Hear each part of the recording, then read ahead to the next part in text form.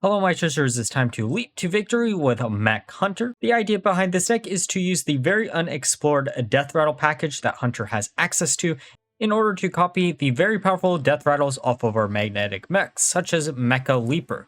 In fact, Yelling Yodeler in combination with this card will actually copy its Deathrattle 3 times instead of twice if it is the only mech on board, which is actually quite insane. Few odd card choices that might not make sense are Selective Breeder. We're including this in the list to have additional ways to get access to Mecha Leaper or even the Gorilla bots. However, you could easily replace this with Amalgam of the Deep. I just felt this was a little bit more consistent. And Dragon Bane. Dragon Bane was in here for when I had Ravenous Kraken within the list to get additional copies of this or other key death rattles, but it didn't really come up. And honestly, one copy of Bronze Gatekeeper would actually be probably better in most cases. Now, for the Mulligan guide of the deck, you are going to be looking for Magatha. You never have to worry about the downside of this card. Outside of this, you're going to be looking for Yelling Yodeler if you have a way to get access to Mecha Leaper in your starting hand. And besides these two key cards, you're going to be looking for anything that costs 3 or lower within this list in order to storm your board. Now, with that all being said, let's look at some games. All right, time for a game against Warlock. Let's see what they have in store for us. Okay, Selective Breeder is probably the best card in this opener. Parasite is also something, again, I don't know. We needed additional magnetic targets, and that's one of the best 2-drops that we could easily use. And it really doesn't see play in any other Hunter deck, so I was like, yeah, why not? The 2-drop that increases the HP and attack of whatever you magnetize is the main reason why we wanted another magnetic card in the list. That probably isn't what we should have grabbed. We probably should have grabbed the Leaper or maybe the... Well, I guess Gorilla Bot wouldn't have worked. Never mind.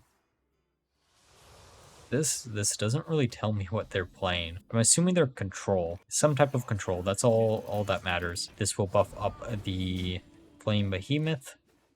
I find it funny that they ended up using so many of the Older War bosses in the original Goblins versus Gnome set that they just had to like make up titles for some of the bosses that they really wanted to revisit.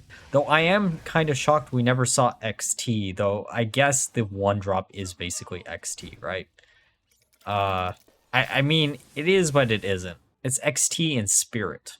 And we also have Razor Scale, who was turned into an epic instead of a legendary. I mean, I guess the XT thing is... Oh, Fatigue Lock. Or maybe they're just running some Fatigue. Okay, they're probably like Hand Lock, I would assume. That makes sense. Containment Unit, I don't really need yet. Let's slam down Magatha. Might as well draw 5. We won't burn a card. That's good. Hey, Inventomatic is exactly what I wanted and exactly what I was talking about earlier. I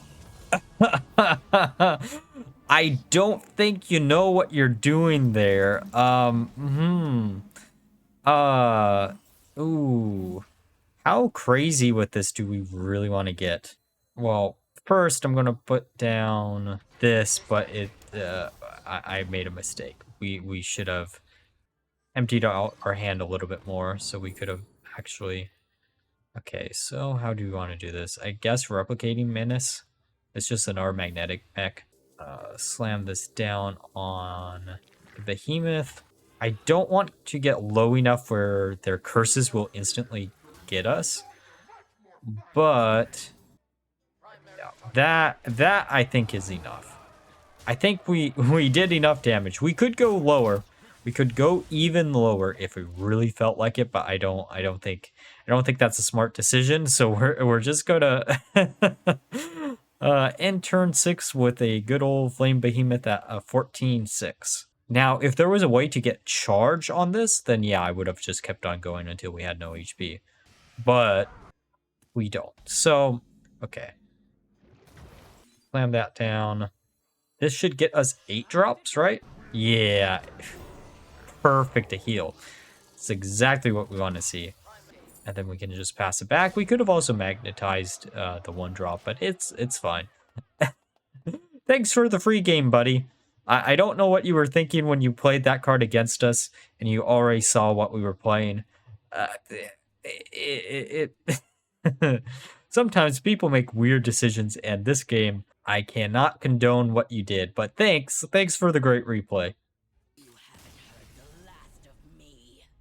Okay, time for a game against Paladin. Let's see what they have in store for us. Okay, oh, this opener.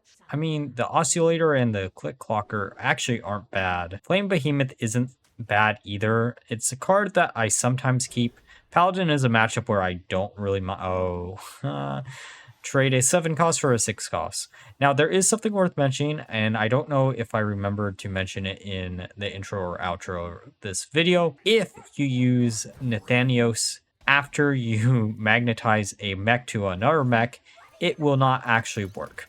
I will just say it doesn't work. Oh, hey, it's going to be Battle of the Mech. Okay, so, let's see if I'm stronger or they're stronger. The deck that Blizzard directly supported, or the deck that I just memed together one day in the afternoon. All right, let's just slam this down.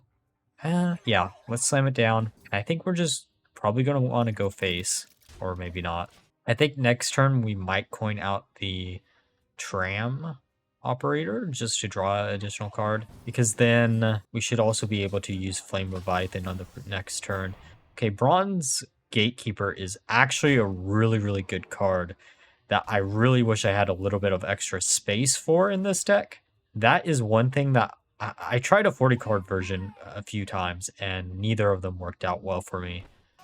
Just because a lot of the cards that I ended up wanting to play were higher cost cards anyways, so making 40 cards didn't help the consistency of the early game. It also kind of hurt the consistency of Selective Breeder, which is really weird. I know it's a really weird inclusion in this list, but it works really well. Like it works a surprisingly good amount, and I don't know how to explain it besides just saying it like that.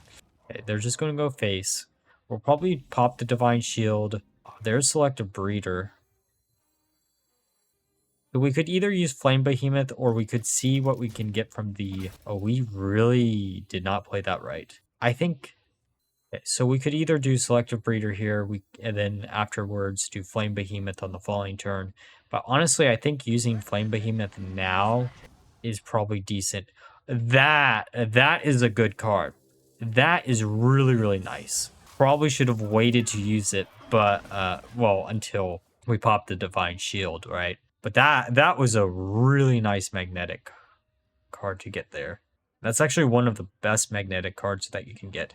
You know, across the 30 games that I did play with this deck, not a single time did I run into the 5-cost magnetic mech from Rogue. Like, not a single time did I run into that card. Celiax. Okay, so Celiax is great. It doesn't kill the minion. We also probably shouldn't have attacked there. We probably should have just let the Divine Shield sit. But it is what it is, I guess. Okay, so it has 1 HP. Okay, trying to think of how we actually make this work. Okay, it has 2 HP. Bad combo that we could easily do. I don't think we'll do it. Grab the 1-drop, I guess. Do we get Taunt? Okay. That actually can work, because that's a 2/2. We might want to use Containment Unit next turn. Just slamming it down raw. Not magnetizing it to anything, because then we can get it off of Nathanos. Which is also probably a really bad card in this list, to be honest. Like, in theory, it's really good, but like 90% of the time it just felt either dead or hard to use. Great. Just what we needed to see. Them up to 7 HP. Are they really going to pop the Divine Shield here? I mean, I guess they have to. Oh, they're not going to. Interesting. Yeah, we can magnetize this like that. It's just a giant wall that they're going to have to deal with. Curious of why they think they're still in the game. Okay, another taunt. That's fine. Oh, Magatha! Hey! We're running that too. Oh, Magatha! Don't mind if I do. The one matchup where giving me those 2 spells would actually matter if we weren't so ahead. That is kind of a shame. The funny play would be to use the contain... Oh, Poisonous. That's perfect. Yeah, we'll grab Poisonous, and then we'll grab an additional copy of this. Pop their Divine Shield, and pop away their minions, and just go face. I think this game is all ours.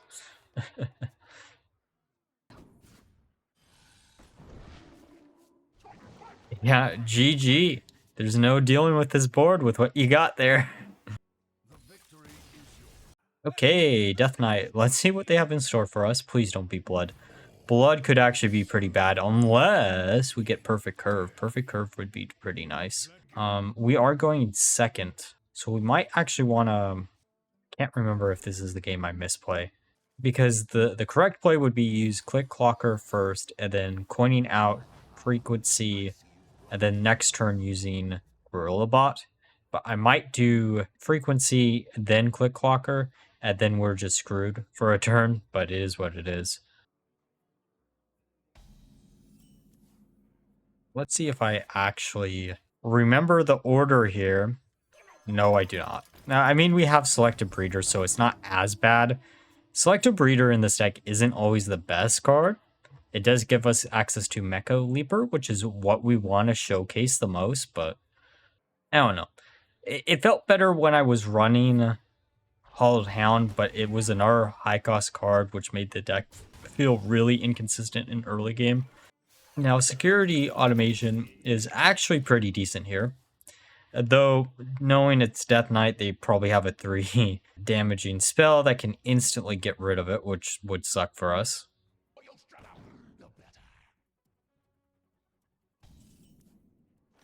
So let's put down the Gorilla Bot. We still have the coin, which is nice. Oh, I mean, I kind of have to go with the Leaper.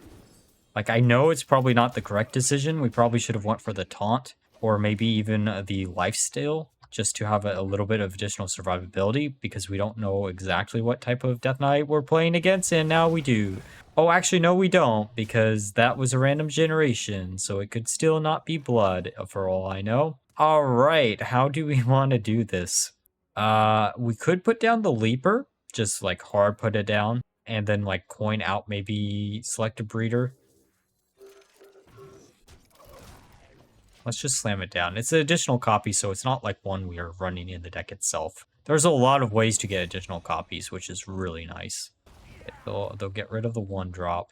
Come on. Constructor isn't actually bad. I am almost tempted to slam down Magatha and then maybe use a coin on something. Yelling Yodeler, perfect. Now, if our Leaper survives till next turn, we're just free falling from this position. Actually, not a bad top deck at all. Oh man, our hand looks so good right now. Like, I mean, it is against Death Knight and it is turn 6, so they probably have something like Blood Boil. That's not Blood Boil. Okay. Okay, Leaper goes there. Let's get rid of that. Now, we can use Yelling Yodeler, and this will trigger 3 times because it checks for the Death Rattle after it triggers it once, which means it essentially gives 3 charges instead of 2 charges when it's the only mech on the board. It's a fun little incidental synergy that you won't probably ever realize. It took me almost 30 games to realize how that exactly worked, and I was actually pretty excited to learn how it worked when I did. It's also interesting to me that you I guess that's not as bad. I thought that was going to be really, really bad. Because in theory, here's the thing. Every time the Leaper hits our minion here, it will keep on buffing up. Now, I could, for science, see if this would trigger 3 times, then it would be 3, then 6, and then, yeah. So it would be 9 times 2, that's 18. We would have been 1 off of lethal and we would have actually had it. Oh, well, you live and you learn, I guess. Or wait, no, would it be that many times? Because it would be 3 the first time. Yeah, it would have to be 9 times. We could have actually probably won that game, or right there. That would have been so funny. Okay, so we can slam in the containment bot into the 7/7 if we really feel like it. I think we're going to use Yelling Yodeler. Get 2 8 drops. Come on, give me something good. Cage head. Hey, hey, hey. Oh, if only we had the Yelling Yodeler still. All right. Back there because we don't have any weapons. One version of this list did have some weapons. I ended up cutting out them. It was the harpoon gun. But that was the 40 card version. The gorilla bot is probably the best. Okay, come on, something cool off of the containment unit. Hey! Okay, so we have a 9/9 and a 3/8. I think we just got it. I don't think there's a possibility of us not having it here. Okay, so we're going to get a little bit cheeky, I guess, and put down Nathanos, Attorney at Maw, grabbing us in our cage head, and getting in for lethal with the Blighted Boars. Oh, man. Or maybe not. We definitely would have had lethal if... Actually, wait. There was a way to get to lethal, I think. I just don't know what it is. The more I'm staring at the board, the more I don't actually realize what it is. Oh, the Primus. Oh, goody. Well, the Primus isn't going to do actually everything they need. They're going to have to eat one of the 9/9s. How? Okay, lethal. I'm trying to calculate. Oh, no, we could have. If we had magnetized the slime and the 1-drop, we would have been fine. All right. We're just going to get a little bit cheeky. There's no point in not, right? Going face with the Blighted Boar and summoning a second one or fourth one, I guess, and GG. All right, time for a game against Rogue. Let's see what they have in store for us today. This opener doesn't look that good. I always forget that the slime does not have a tribal tag on it. That is one. I mulligan away the Yelling Yodeler and we instantly get it, because why not?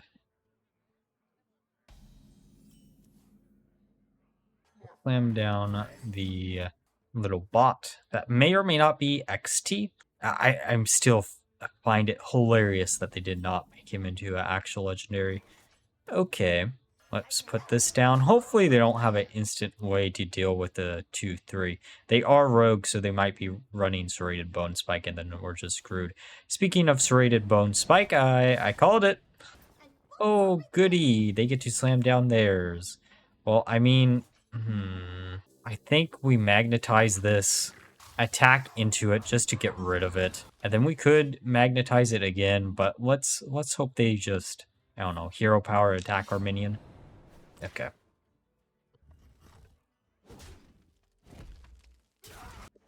Stealth, and then gorilla. Let's get something cool. Leaper, don't mind if I do. Okay, Leaper we can easily magnetize to the 1/1, or we could magnetize it to the gorilla, but I think the 1/1 is probably best. We're also probably just going to let the Leaper... Oh, I guess we could just slam down Leaper too. We're going to hero power here and keeping the 1/1 stealth because Rogue doesn't really have that much AoE, so we shouldn't ever have to deal with it, right? At least that's the idea. I also don't want to deal with a 4/4 because if we deal with the 4/4, knowing my luck, they'll just grab a magnetizing minion that costs like 7, such as containment unit, and then snowball us from there.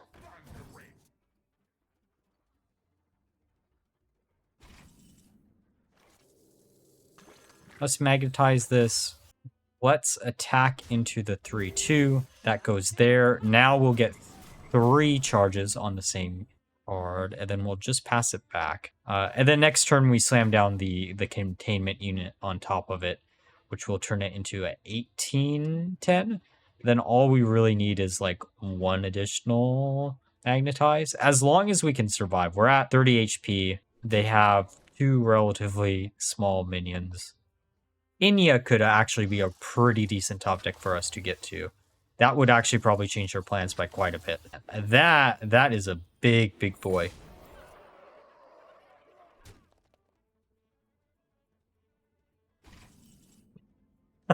Speaking of Inya, or Inni, it's one or the other. Let's say goodbye to your minions, and I guess we just slam down this and then pass it back. Good luck, friend. I don't know how you deal with this. Yeah, GG. All right, now that we're through the games, let's discuss my final thoughts of the deck. So I tested quite a few different variants of this deck, and this one actually quite shocked me of how decent it felt. I had around a 60% win rate across the 30 games I played with the deck, and it actually is the thing that I was using to climb ladder in standard Hearthstone this month. I was amazed at how good the synergy between Yelling Yodeler and Mecha Leaper actually felt. This actually was something that allowed you to easily scale up your early game mech minions into large late game threats, thus allowing you to overwhelm your opponent before they had any way to deal with your board. And honestly, I think there is only one other class in standard Hearthstone that could maybe pull off something like this even better, which is Death Knight. But either way, this is an easy recommendation for you all to try out, as it did feel incredibly strong and is using a bunch of packages within Hunter that haven't seen much play. And like always, if you enjoyed the video, please like, comment, and subscribe. Until next time, bye bye.